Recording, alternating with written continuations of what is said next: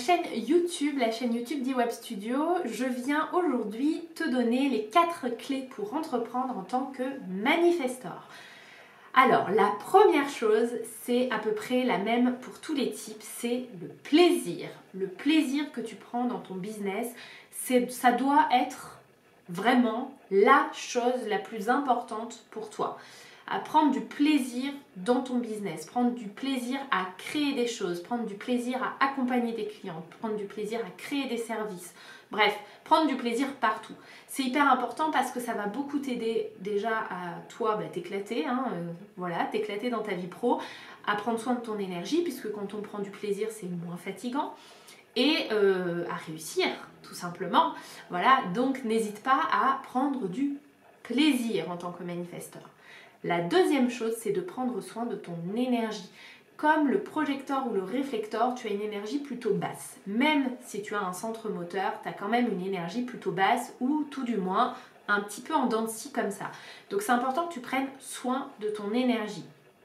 Si tu vas bosser à l'extérieur, entouré de gens, dans un coworking, un café, tu vas te sentir hyper énergique parce que tu vas capter l'énergie des gens autour de toi.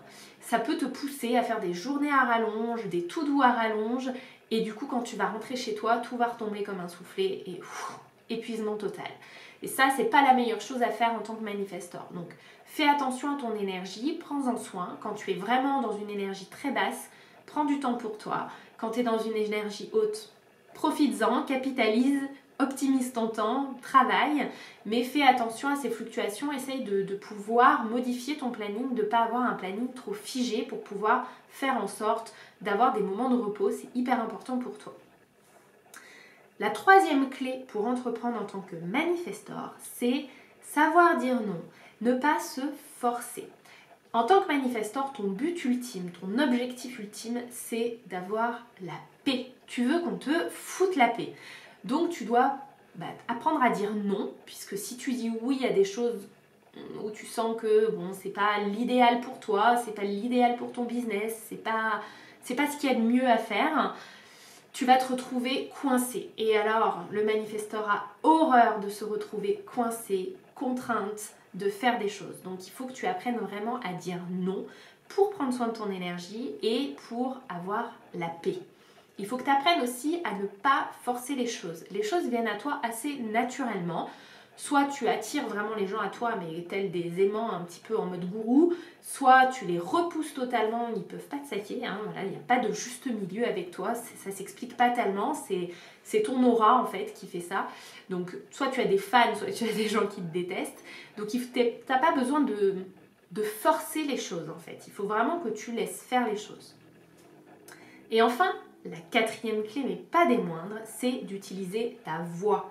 En tant que manifestor, tu as un centre de la gorge motorisé, donc tu as une puissance d'oratrice et c'est vraiment pas à négliger puisque ça va vraiment te permettre de développer ton entreprise, de développer ton business et de développer ton chiffre d'affaires, le nerf de la guerre, pardon.